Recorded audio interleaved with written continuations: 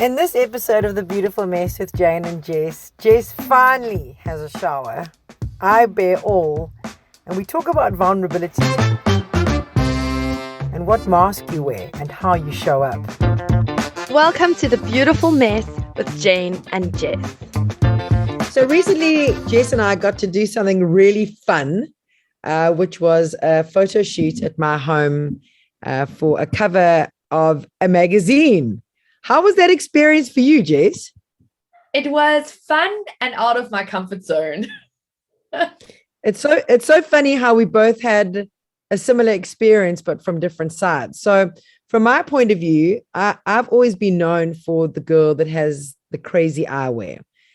Always big black, perspex glasses or wild reflective sunglasses with text around the one side or a flower or a rainbow or a stripe. And while I was having my makeup done, I had this crazy thought. I don't know where it came from. It popped into my head while I was having my blush applied. And I thought, I wonder if I should take my prescription glasses off for this. So it kind of was in the back of my head. And I chatted to Jess about it. And I chatted to Elditha and Val, the photographer. And we were all like, yeah, maybe. And then we took the first shot. And Val said to me, there's a lot of reflection on your glasses. Will you take them off? So I took them off, and I put them behind the cushion on the chair, and we had the photographs, and we laughed, and we played.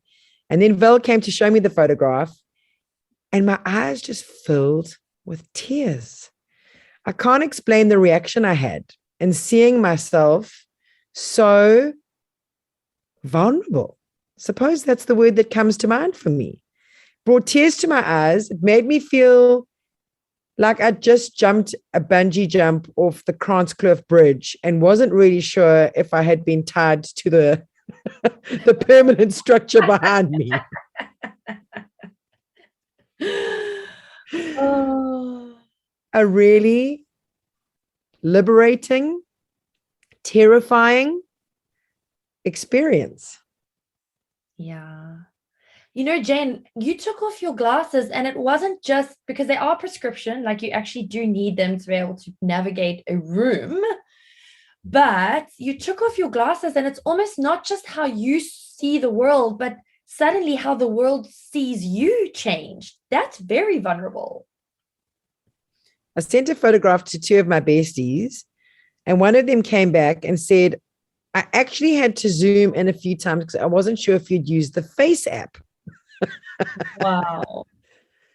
And then I started to kind of seek soothing out of my village. And a lot of my village came back, and having known me for as long as they have, were like, you look beautiful, but you're the glasses girl. You know, you wear glasses, which then made me feel like, oh my gosh, like, haven't I been true to myself? And the internal monologue was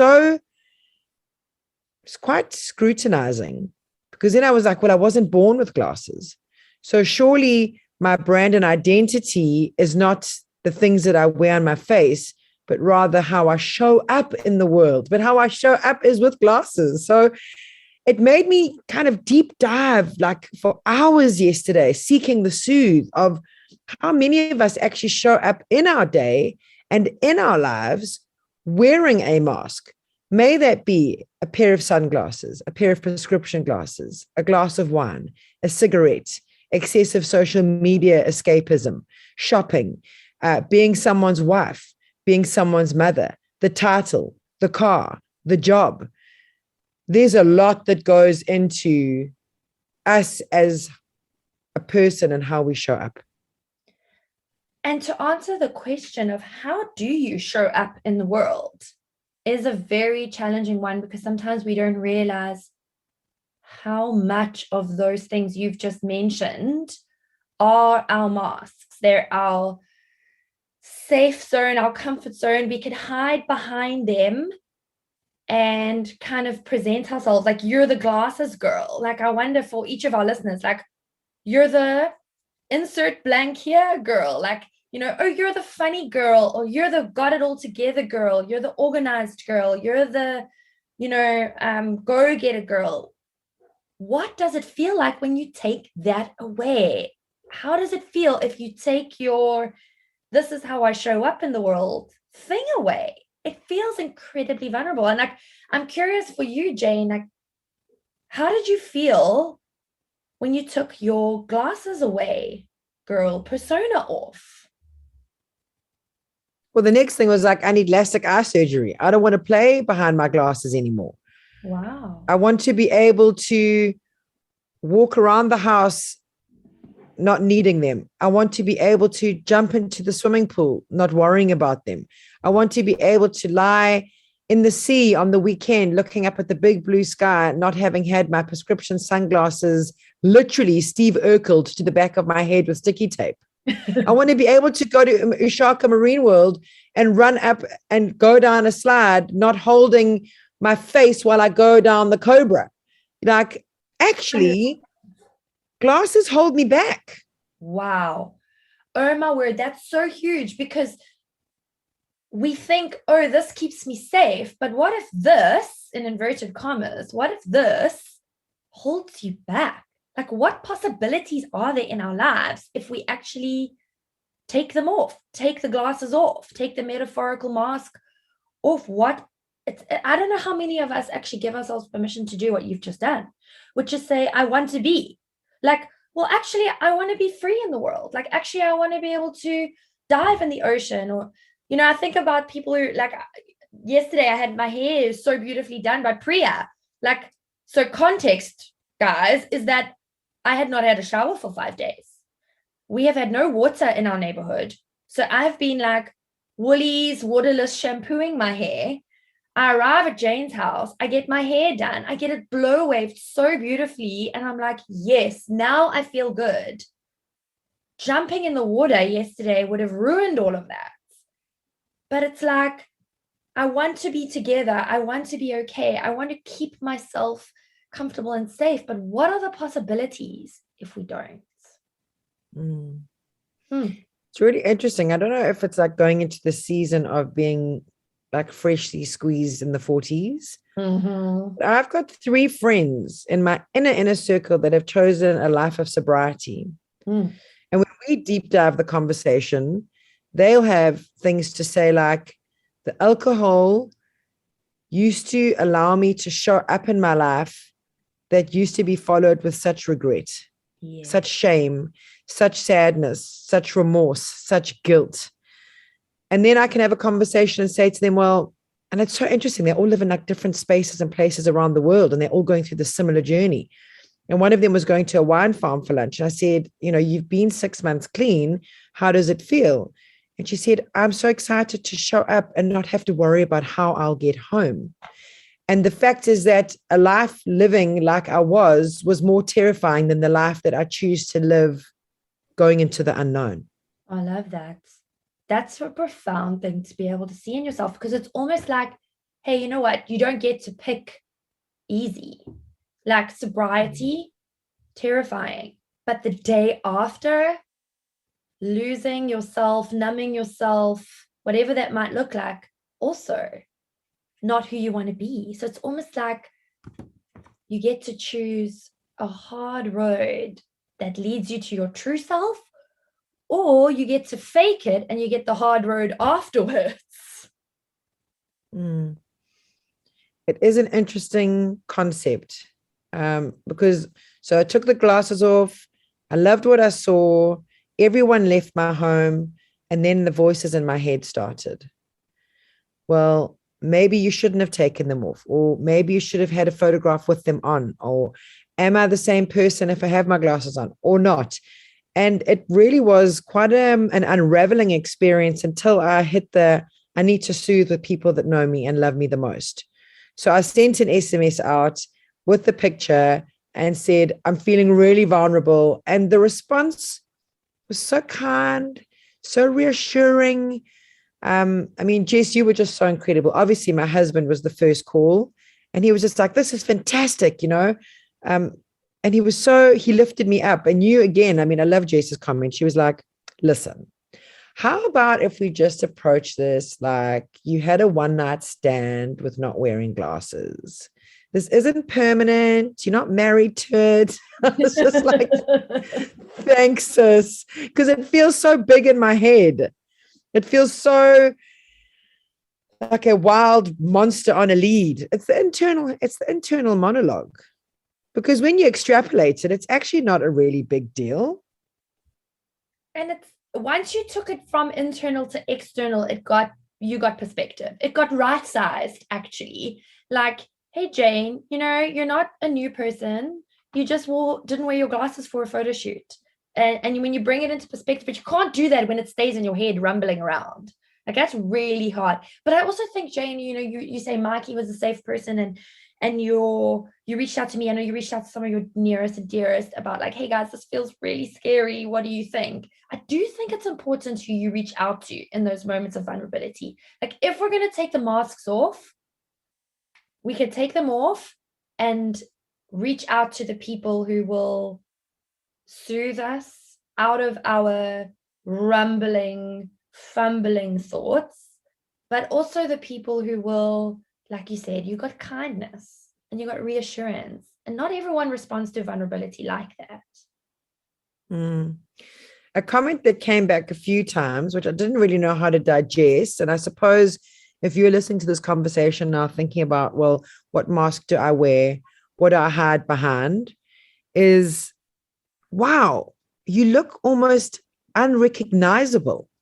And I was like, oh my gosh, I don't know what that means. Like, I don't know what that feels like. What does it mean I don't look recognizable? So how do I see myself? Because when I saw myself, I saw myself. Whereas people, and I know the comments are going to come, some people are going to be like, oh my gosh, you should get plastic eye surgery tomorrow. And some people are going to be like, no, girl, like your glasses are you. You are your glasses. And I suppose they both make sense. We can be both. Hey. Hey, see what I did there? I did. Jane and I bonded over a poem called We Can Be Both, and we often land ourselves back on that phrase. Yeah, because we do tend to think it's all or nothing, and that can stop us from doing some really beautiful, important, exciting, exploring work. Like, what are the possibilities? What are the possibilities that you could be someone who has this persona and this personality and this identity of the glasses, and imagine adding like you're getting bigger, you're getting wider, you're exploring all the different parts of yourself, as opposed to like, oh, I am my glasses and that's my lane and I'm staying in my lane. And then it's like, whoa, well, what if you went exploring and hiking and climbed all over this place, figuring out the different versions of yourself? And I wonder if some of us don't feel like a little bit stuck and a little bit locked into who we think we are, because we don't explore the possibilities of who else is in us. What other potential lies within me that might be discovered or played with or creatively explored if we take our masks off? As you know, I recently opened a studio space in memory of my late grand Joyce called the Rejoice Collection, pre-love fashion and accessories. And I've got to tell you that week in and week out, I have women coming into the studio space and not allowing themselves access to wearing certain clothing because that's not them. Wow. And I'm always really interested to deep dive, like, okay, so as a child, do you remember what your mum wore? Do you remember what the women in your village showed up at parties? Because where did this concept that you can only wear brown or black, or you stay away from white, or red is really not my color, or Jane, I wish I could wear a floral shirt, or I wish I could wear a pair of pattern pants. And I'm like, but who is not allowing you access into that space? It so often is ourselves, because we've believed the lies the world has told us about ourselves. I was at a function recently and I sat with this group of people and I said, who were you before the world told you who you were? And so often it is that playful child, that innocent, untarnished version of ourselves that we have to go back and look for and be like, hey, girl, who were you before the world told you who you were? What did you like to wear before someone said, ew, red isn't good on you? And to rediscover that person and to give them permission to come out and play, it's something very liberating. And I think that's what makes the vulnerability worth it. Yes, it's vulnerable to put on a red shirt when someone once told you you look like a tomato. You know, it's vulnerable, it's icky, it might feel uncomfortable, but when you push through that, what's possible? Who will you rediscover without the glasses, without the wine? Throw on the red shirt, and find out a little bit of that person you might have lost along the way. So it's past and it's future. But as you've often said, you know, you have the now, you have the present, get into the moment. And that's where we can decide. I think that's where we can choose. Or you know what? Actually, I have been using busyness as a mask. And what might be possible if I tell myself, you know what, you can be lazy. You could do nothing on Saturday morning. You could say no to that invitation and lie on the couch and binge watch some Netflix. What might be possible? And then you find, oh, actually, you know what? The world won't fall apart if I'm not the picture of productivity. And you might discover that actually there's a little part of you that's saying, yay, thank you for letting me out. I've been longing to come and play. Yeah, absolutely, Jess. You know, one more story comes to mind. A couple of years ago, my friend had come out of a really emotionally abusive marriage. And this man had led her to believe that the way she should show up in her life was by not actually trying. So he was trying to keep her small. So it was sweatpants and sweatshirts. And the one day we went for a walk and she just said, like, will you help me? I want to take brave steps to becoming the person that I used to be. And slowly but surely, we started to kind of unpeel this onion. Subsequently, she's in a beautifully loving relationship. She's so happy. This man celebrates her and loves and adores her.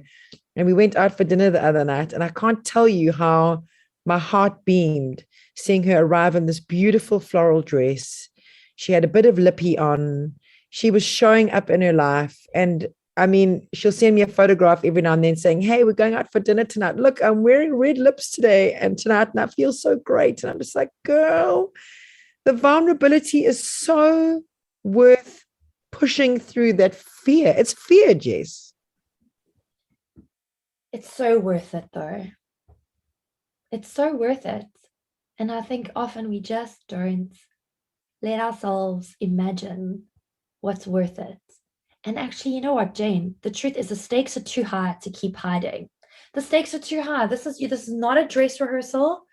Like if you are hiding in a marriage like that, or a habit that's keeping you feeling trapped in your body, if you're hiding behind these masks, the stakes are too high to just stay there, because there's a world, there's a you on the other side of that mask that is connected and joyful and creative and showing up to life. It's worth it. Totally. Deep breathing. And you know what? On the other side of the brave, of the deep breath is the brave step. And so I wonder, as we kind of close this conversation down, we want to open up another conversation for every listener to have with themselves. How are you showing up? What masks might you be wearing? And if you gave yourself permission to take off the mask, what might be possible? What kind of life and self would you be showing up to? Those are conversations that really each of us can walk away from this and go and have, maybe with ourselves or our journals or a trusted friend. How are we showing up? You know, what masks could we take off? And just permission to imagine life on the other side of the mask.